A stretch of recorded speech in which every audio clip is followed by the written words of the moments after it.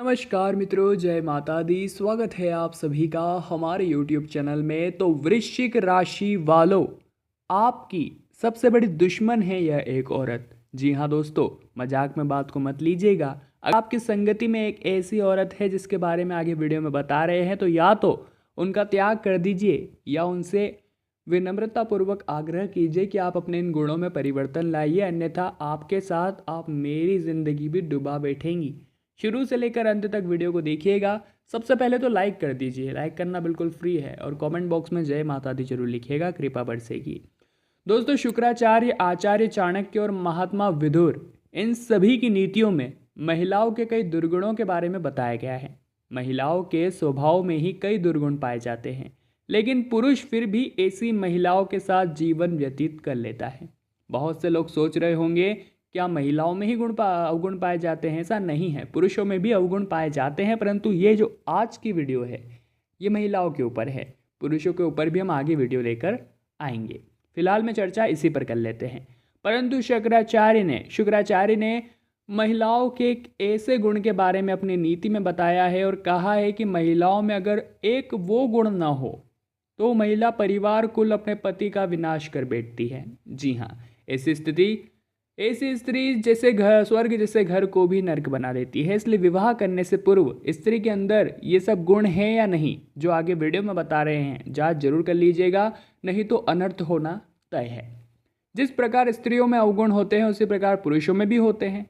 शुक्राचार्य ने अपनी नीति में नीच पुरुषों के भी अवगुण बताए हैं और स्त्रियों को ऐसे पुरुषों से दूर रहने की सलाह दी है। लेकिन अधिकतर महिलाएं स्वेच्छारिणी होती है और इन बातों को न मानकर अपने अनर्थ को आमंत्रण देती है और वैसे पुरुषों से विवाह कर लेती है, जो कि मृत्यु के मार्ग पर छोड़कर भाग जाता है।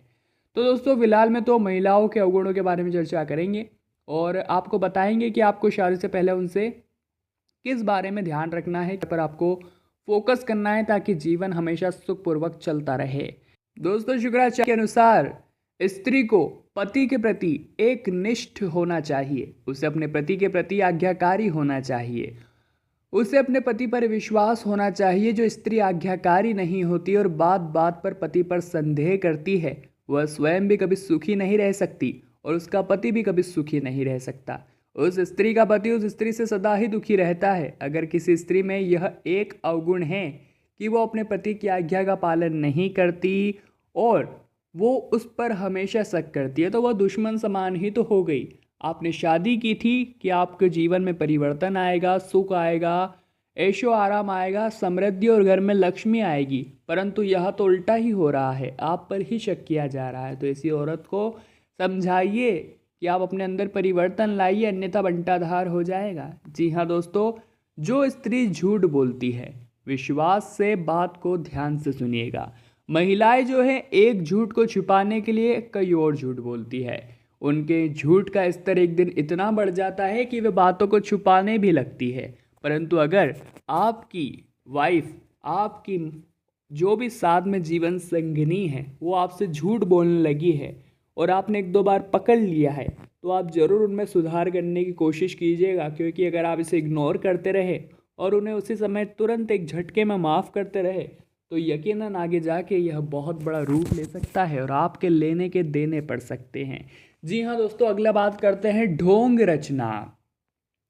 महिलाएं स्वांग या ढोंग रचकर अपने पति को अनिष्टकारी कार्य करने पर विवश कर देती है अथवा अपना स्वार्थ सिद्ध करती है। जी हाँ, हमने बहुत सी बार देखा है, पति बहुत ज़्यादा थक हार कर ऑफिस से घर लौटता है, उसकी पत्नी उसके सामने डिमांड रखने लगती है, मुझे ये चाहिए, मुझे वो चाहिए, मुझे ये चाहिए।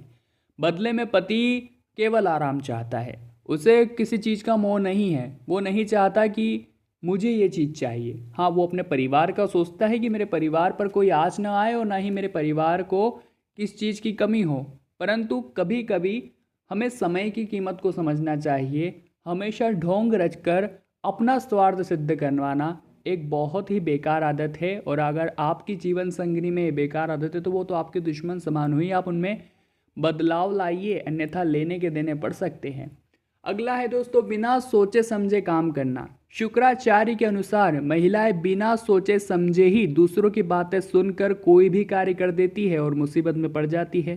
हमने अक्सर महिलाओं को आपस में बात करते सुना है जो बहुत बड़ी बड़ी बातें आपस में करती है। हो सकता है उन बातों का उनके पास कोई पर्याप्त सबूत न हो, पर वे उन्हें सच मान लेती है, ऐसा ही उनका दिल होता है। और उस सच के बल पर, उस अफवाह के बल पर वो अपने जीवन में परिवर्तन लाने की सोचती है। वो अपने पति को कहती है तुम्हें इस प्रकार से जाना होगा, तुम्हें इस प्रकार से आना होगा, तुम्हें ये करना होगा, वो नहीं करना होगा, ये खाना होगा, वो नहीं खाना होगा।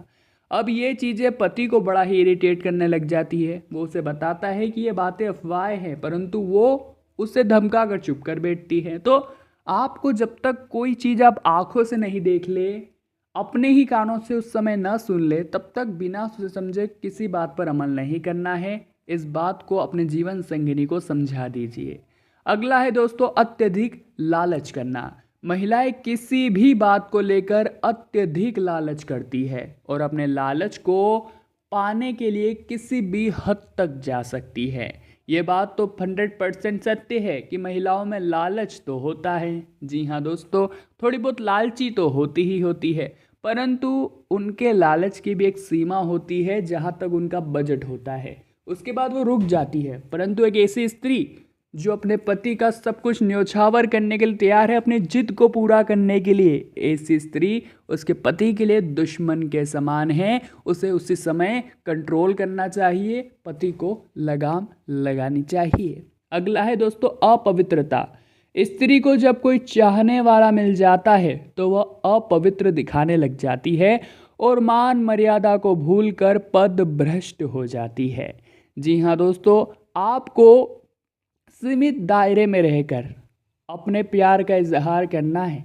इस तरह से आपको अपवित्रता का संकेत नहीं देना है, इस बात का ध्यान रखिएगा। अगला है दोस्तों, निर्दयता। शुक्राचार्य के अनुसार महिलाएं कभी कभी निर्दय भी हो जाती है। अगर कोई स्त्री किसी से द्वेष करती है तो मन ही मन उसकी मृत्यु की कामना करती है। कहने का मतलब है बुरा सोचने में देर नहीं करती, कोसने में देर नहीं करती, बद्दुआ देने में देर नहीं करती। तो आपको यही चाहना है कि अगर हम किसी का बुरा सोचेंगे तो वो घूम फिर कर हम पर ही आएगा, क्योंकि पृथ्वी गोल है। इस बात का ध्यान रखिए।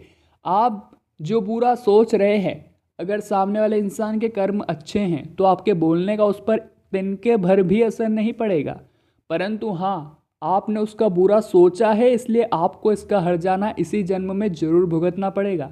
इसलिए हमारा आपसे विनम्र अनुरोध है कि किसी को भी बुरा बोलना त्याग दीजिए, किसी के बारे में बुरा सोचना छोड़ दीजिए। अगला है दोस्तों, अहंकार। स्त्री को अगर अपने रूप पर अहंकार होता है तो वह सारे संसार को तिनके के समान समझने लगती है और स्वेच्छारणी बन जाती है। वह शस्त्र, दंड और अपमान किसी से नहीं घबराती है और अपने ही मन की करती है। ये सब स्त्रियों के अवगुण हैं और इन्हें भी दुर्लक्ष्य किया जा सकता है। दोस्तों, अगर स्त्री में अहंकार का दुर्गुण होता है तो आपको बड़ा ही छोटा आंकने लगती है। जी हाँ दोस्तों, ध्यान रखिएगा। अब थोड़े से बातों में हम पुरुषों के अवगुण पर चर्चा कर लेंगे, 1 से 2 मिनट में बता देंगे। जिस प्रकार शुक्राचार्य ने स्त्रियों के अवगुण के बारे में बताया, उसी प्रकार पुरुषों में भी अवगुण होते हैं। शुक्राचार्य के अनुसार जो पुरुष अकारण ही पशुओं के प्राण लेता है, रात दिन नशा करता है, अपना कमाया हुआ धन नशे में बर्बाद करता है और जुआ खेलता है, वह पुरुष नीच होता है। ऐसे पुरुष कभी उन्नति नहीं कर पाते। नीच पुरुषों का सबसे बड़ा अवगुण ही यह होता है कि वह सदा स्त्री संभोगों में घुले रहते हैं। स्त्री चाहे अपनी हो अथवा पराई, वह सभी स्त्रियों से मनचाहा व्यवहार करना चाहते हैं। ऐसा पुरुष कभी भी स्त्री का सम्मान नहीं करता। उसके लिए स्त्री केवल भोग और विलास की वस्तु है। तो ऐसे नीच पुरुषों से दूर ही रहना चाहिए। महिलाओं के लिए दुश्मन के समान होते हैं और महिलाओं को भी इन पुरुषों से दूरी बनाए रखना ही उचित रहेगा।